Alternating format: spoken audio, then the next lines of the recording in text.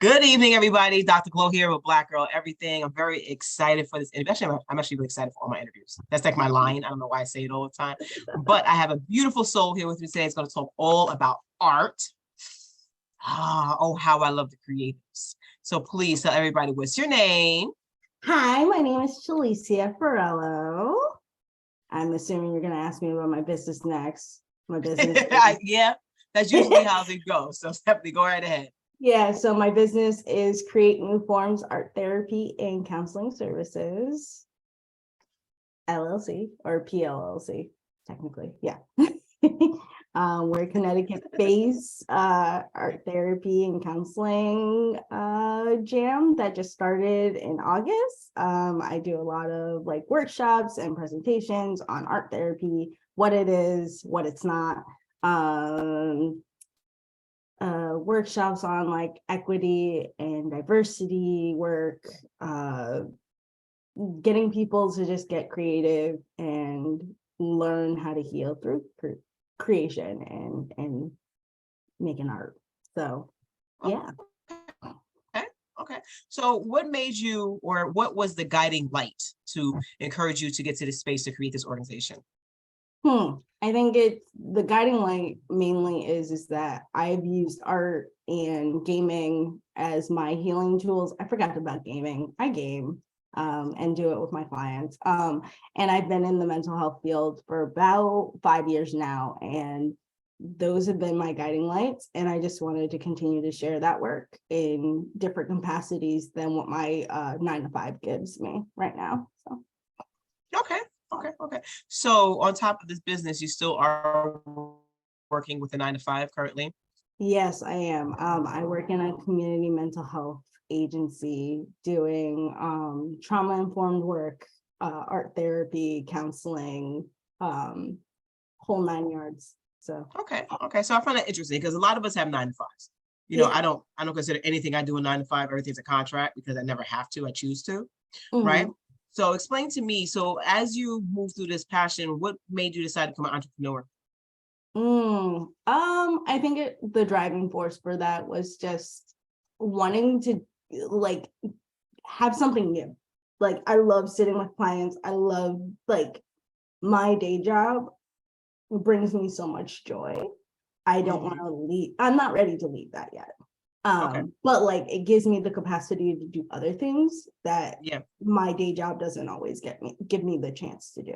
So like I get to supervise supervisees in a way that I want to. I get to do workshops that I want to present to. I get to say yes to things that like I may not be able to have the opportunity to do at my day job, which I thoroughly enjoy. Yeah, because you're able to be who you want to be and how you want to be and exist in the world how you want to exist. Absolutely. I think that's one of the cool things about being an entrepreneur is because you pretty much create every aspect of who you are in your business. So you can gear it to whatever you want, right? There's nobody really telling you. Well, honestly, you're when you're working for someone, you're working for a different entrepreneur who you're living through their vision versus your own. That's really, really cool. So talk to me about art therapy. What is it for those who may not know? Okay, so whenever I answer that question, I kind of talk about two schools of thought. In art therapy, there's the art as therapy, which is like the inherent and wonderful benefits that come from doing art in general, being creative in any shape or form. That's your painting, that's your drawing, that's your sketching because you want to sketch. And then there's the school of thought of art psychotherapy, which is a little bit more clinical in the sense of it is an art therapist who has been trained as an art therapist guiding you through particular directives or activities for a particular driving force. Those lines sometimes merge really closely together. Like my style is very art as therapy in a art as psychotherapy style.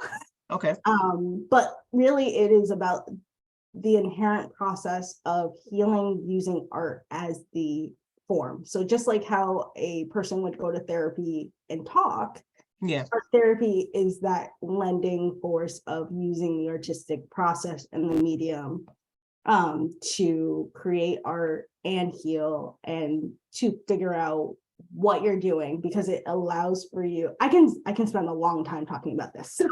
Go ahead, share. Okay. So essentially the idea is that you're able to use whatever surface that you're creating on as a jumping off point. Okay. If you're thinking about between lemons and bananas, you can experiment with lemons and you can experiment with bananas all in the same art piece. And there's no big what's the word? Consequence. There's no big consequence, because when that piece of paper leaves the room, it's done. It doesn't necessarily affect your whole life. So the idea is that my job is to help someone guide through that creative process and figure out what they're looking for through the artwork. I have some crazy innate skills with because of my training on how to be in tune with art medium and that process and getting to a flow state with clients in a way that I think distinguishes me from other therapists, just because, you know, we're really focusing on the art and how it transforms things. It can be free and freeing, but it also can be very rigid. I come with sometimes like, hey, you're gonna do a bridge drawing today, and that means something. You know, but I didn't want to do that today. Well, you know what? We'll have time for that later. But bridge drawing today, there's a reason.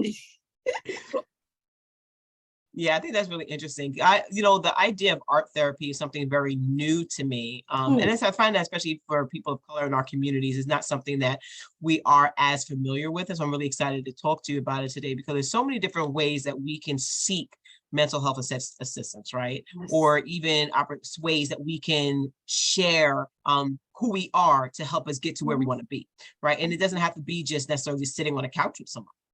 Like, no, there is so many different forms of therapy, and that's what I love about just being in this field in general, is like it has opened my eyes to so many different types of like practicing. Like play therapy is a thing, music therapy, nature therapy was a newer one.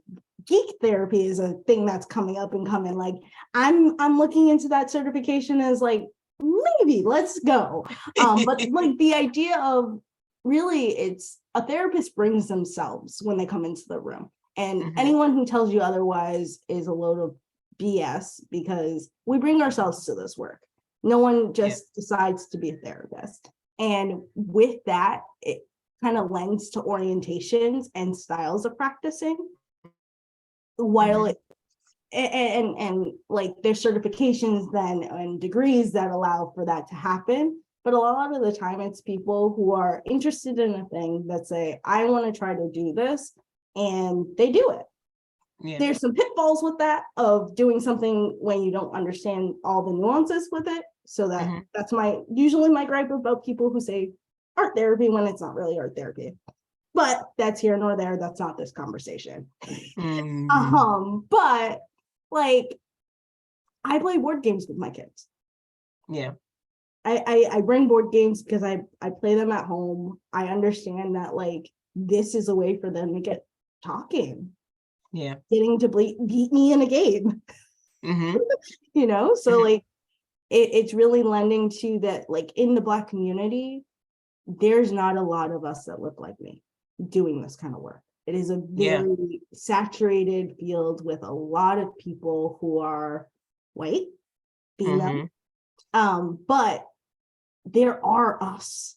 There are us. And I'm part of a lot of networks where like that is a thing that we're talking about, of getting more people of color into these fields, and know that this is a field that could use it. Absolutely. I had a young person yesterday who came into my office who explained that they're interested in drama therapy. And I was like, what? Yeah. I was just like, wait. Yeah. I've never heard that term. And I said, so what does that look like for you? What are you going to create in that space? And, this young person just went through and shared all this information about what they want to do and all this other stuff. I was like, I'm in love. Let's talk more. Let's learn more. And I just think that we can just create spaces and all different types of spirit spaces for people who really want to work through things. And we all have something to work through at any point. Definitely. Absolutely. So talk to me a little about your gaming. Because I know gaming's a big deal for you. Yes, it is. So I started gaming in 2016 or so with my partner and husband, who's my partner in crime. We basically went to a meetup, or I guess before the meetup, it was we started watching YouTube videos and watching different tabletop games being played. But even prior to that, like I've played video games, I watched anime and manga and kind of do that kind of thing. I loved everything Japanese in high school. But like we started gaming and then we were hooked. Him more than me, and then I slowly like crept in, and then now it's like my thing too. Yeah, that's like cool. Yeah, but it's a whole different world. There's just like so much access to it. Now the pandemic made it a big thing. Like playing Dungeons and Dragons isn't just seen as like being nerdy. It is it's been in mainstream media. Like Magic the Gathering, which is one of the oldest living card game like trading card games, like has been around for I don't know how long, but like gets good raps about what it does. And like there's just so many new games that come out. Literally, I can't wrap my head about how many games there are in the world. But like I love the experience of just playing games, getting into a difficult kind of puzzle. It allows for like different kinds of spaces to be created. And I have about 120 games downstairs in my house. So wow, that's testament to that. Yeah, that's a lot of games. I think I might have like 20 on my shelf, and I thought that was a lot. No, I got a lot. You can play games forever over there. I don't think I would want to. I mean, the longest gaming experience has been like about 8 to 12 hours I've been in. Like, games can be intense, but they're good. They're good. No, I feel it. I feel it. I think because it's importance of play, because play is so important, right? And people they don't think that we should play. As soon as we get a certain age, right? They're like, oh, you're playing a game? I sure am. Let's go with this Uno. Let's get it going. Like I love Sorry, playing all the time. And Candyland. Don't show me Candyland.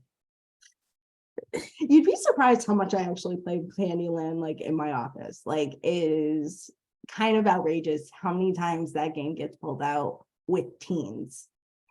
It's a cool game. It is a cool game, but I don't want to play it like 10 times in a day. I have. No, but like I think now there are games that kind of like take those really classic concepts of like a Uno or a Candyland, where it's just like you pick a card, you do something when you get there. And they've evolved them and created new concepts and new like ideas. Like I say the words a heavy euro and you're like, what the heck is that? But it's like an economic game where you get to like create an engine, and I just get so excited about talking with that. But like or you get to play a game where you get to pretend to be a oil magnate and creating and getting the most money. Like you wouldn't think that was fun. It's fun. It sounds fun. I never heard of that. Yeah, like there's like it just causes so many wonderful social interactions and like has strengthened so many relationships in my life, just having that kind of connection. And then when I meet a kid and they're interested in something like that, or I get to bring that joy to them, it warms my heart. No, that sounds phenomenal. That definitely sounds phenomenal. Now it seems like I need to up my games because I don't have those types of games. And I would love to actually play a game for like 2 hours that I could create like an oil slick or whatever. I don't know. I'll give you some recommendations. Please, so we can purchase some new stuff so I can spend some quality time with my wife playing games. Because we do enjoy, like, especially when the kids are not really around, we tend to tune into like those types of things. And I always like doing something new and creative, right? And that's like that'd be a cool date night too. Introduce a new game, some cool food, challenge each other. You really get to know somebody playing the game, don't you? Yeah. One of the most fascinating games that I played was like a dating simulator. So like really? I don't recommend doing that by any means, like pretending being your actual self in the game. Don't do that. Okay. So you're pretending to be a person and you are sitting across from somebody, and literally the first question that the game asks is, what do you notice about this person? What attracts you to this person? And you have a random assortment of cards, and you have to pick, and the other player makes your person. And you create this backstory. And in the beginning of the game, you establish like what kind of relationship this is supposed to be for your character. And you go through different scenarios and how you would go about like winning the relationship. Because either you can be in an equal relationship, you can be in a one-sided relationship, you can be in a toxic relationship, you can have the intent of getting married to this person, you can have the intent of breaking up right from the beginning, and it's just a fling for you. And the opposite character might have different, and you can either win together congruently, or one person could win more if they get what they need most and meet their objectives in the game. And like, you would think something like that would be fun, but it was an experience. I played with my partner, I played with like my sister-in-laws, and each of us was a character, and each of my sister-in-laws was playing with us, and we played as a 4-player game. This is a 2-player game. And like the conversations that just came out of that and coming up from that, like, were really, really cool. So no, that sounds really, really cool. I'm like really intrigued now to explore some of these options on a cool, like a game night past playing spades. Oh, it's game night. Oh, we're going to play spades and dominoes? No, we're going to play these new games that we never played before, and we're going to learn some new stuff. Well, fun fact, I don't know about like New York, but like in Connecticut, we have several game stores that like host nights, and they have games on their shelves that people can play. So like board game cafes is the thing that's coming, a newer phenomenon that's coming up. And like several game stores have meetups that like just get people together who like playing games, and we get to get, I'm part of a game group that gets together on several nights during the week. I only go on like Thursday nights, but Thursday nights are game night, and like we play games for a couple of hours just together. So like there's really a lot of opportunities to like be exposed to these different kind of things if you know where to look for them. That's interesting. I learned something extra new today. So on top of that, so you're an art therapist, you love to game, and you're also definitely just a creative. Yeah. So talk to me about your creative side and what that looks like. I mean, I think they're all intertwined with each other. Like I think ultimately, like I utilize art in my own, for myself, to like deal with the craziness that's going on in this brain. I try to have like a daily practice of like doing something that's creative. I need to do more of that, but like, you know, I've shown in shows and I create art hoping to start trying to sell more art, but like really art has just been in my life for so long, kind of like the young girl that came and said drama therapy. I was that kid. Gotcha. Art therapy. I've known about it and wanted to do it since I was like 13, 14, maybe a little bit younger than that. And like, I was dead set, I'm doing this. Because I've been drawing for as long as I can remember.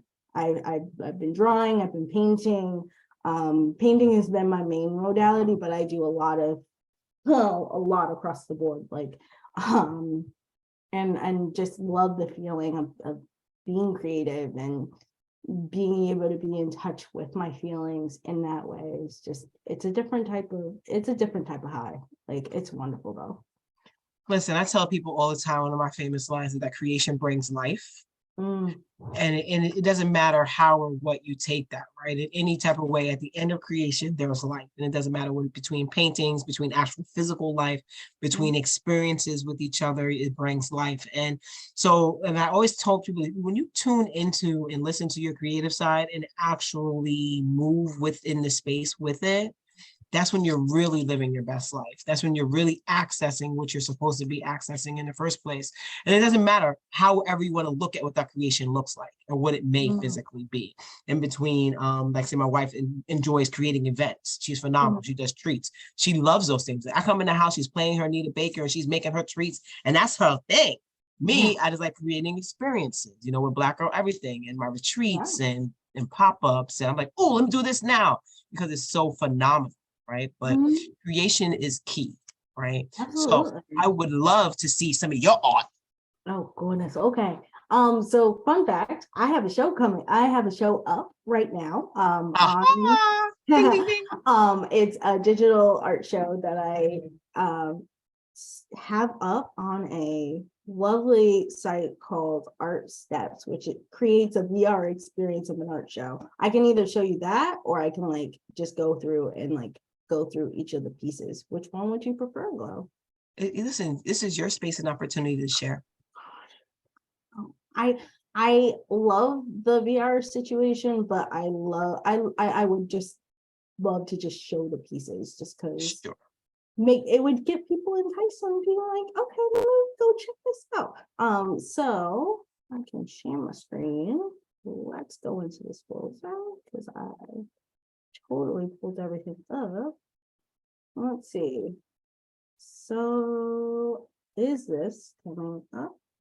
I'm hoping so. Can we see an art piece here? I don't know if people can see.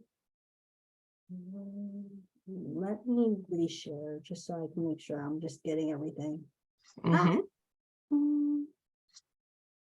Sometimes I can be computer illiterate as much as I like actually use the computer all the time. It is okay. Okay. Ooh. So yes, so this is the latest piece that I had finished. It's called The Spark. Happy accidents happen. That white piece that's right in the front was an accident. It was not intentional, but it wanted to be there, so I allowed it to be there. My artwork really goes between like abstraction, lending towards like realistic artwork, and then that art style that kind of comes from manga and anime, but in a Black way. Okay. So like I do a lot of like merging between those things, and like this is supposed to be like a tree person, and they're here. They exist. Just existing. Let's see. When we talk about abstraction, this one is called Through the Clouds I Can See. I'm not going to explain every piece, but like sometimes I just get sparks of I start something and something comes out. So I kind of lend to some of that intuitive process as I paint or draw or whatever. Let's see. Okay, with regards to selling your art, are you selling them as canvases or prints? I'm looking to probably do prints. I have a print right now of a piece that I did some time ago. I'll show that after. But like, so right now I only have one print in my store just because reasons and things. I definitely need to get probably more things up. But yeah, like this one is called Scorching. This one is paint marker on a black canvas, and it's just all of these pieces have been made in the last like 3 or 4 months because of LT. So I've been like really working through that. This one is called Patterns and Figures. This was actually like a painting that I did back in 2016, and I revised it and revamped it because I was like, it's not speaking to me anymore. Let's find a way to speak it. And this one is still not done, but I liked where it ended when I was working on it as of right now, but I'm probably going to go back into it and do more with it.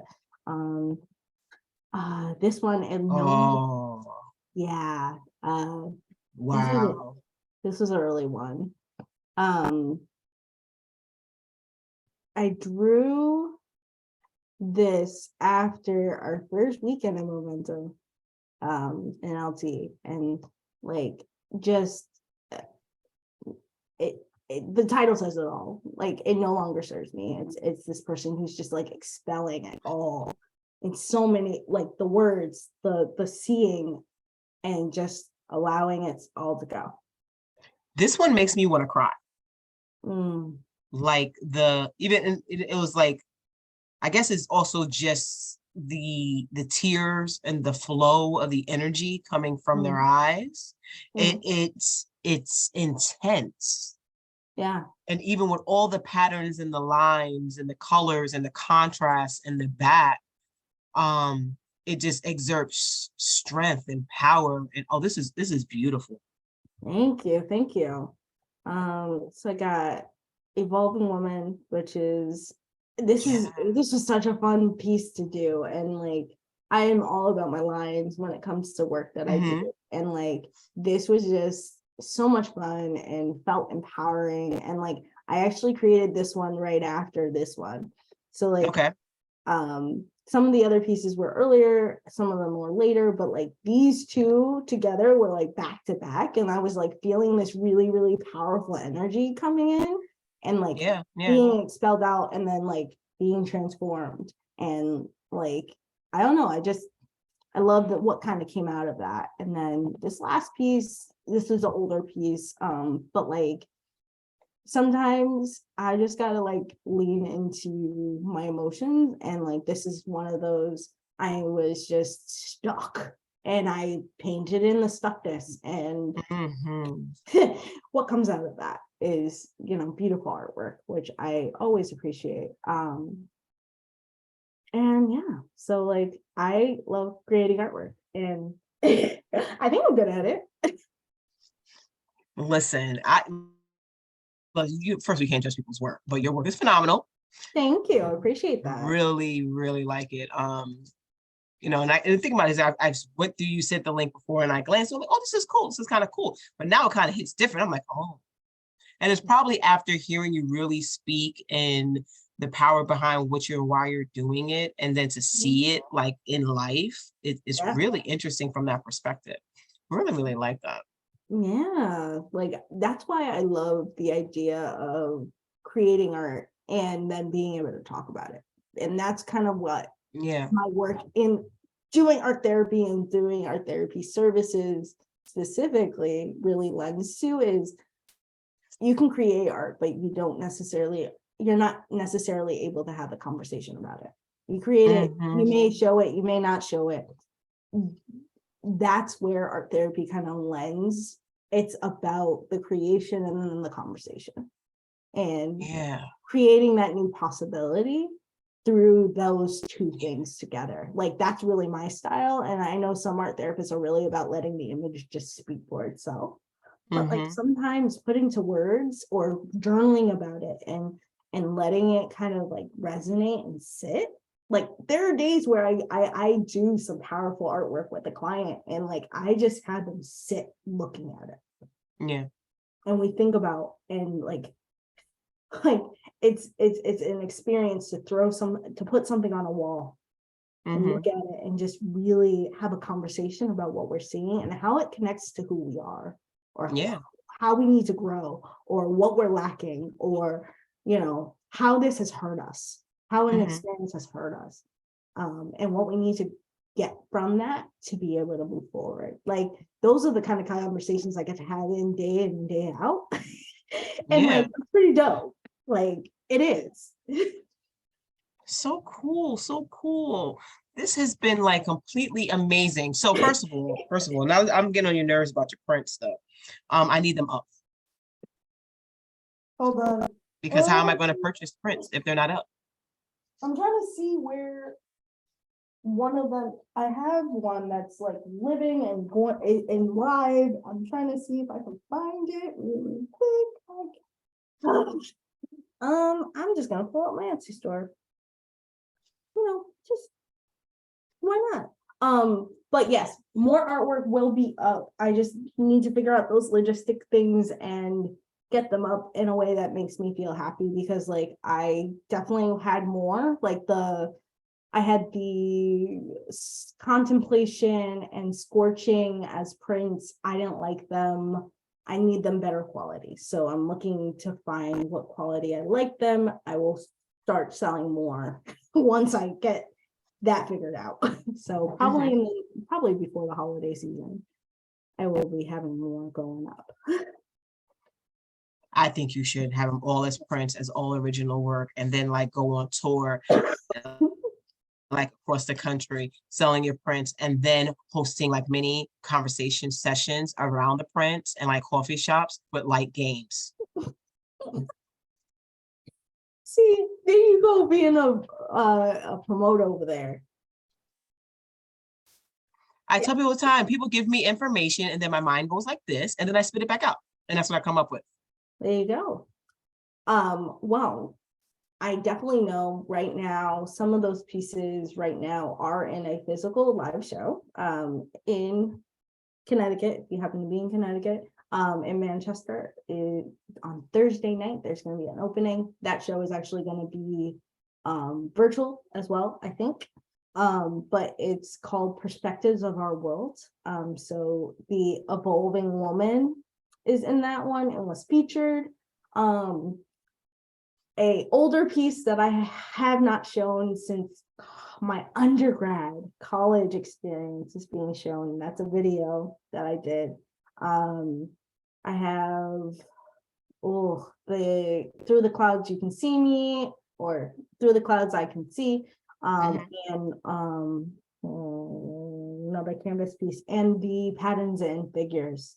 Those are all shown. So like, and that's going to be up all the way through January, if I'm not mistaken. So well, first of all, that sounds really fancy that you just shared with me how you're in the art show in Manchester, Connecticut, and people can come and actually see it, and it'll be there on exhibit until January.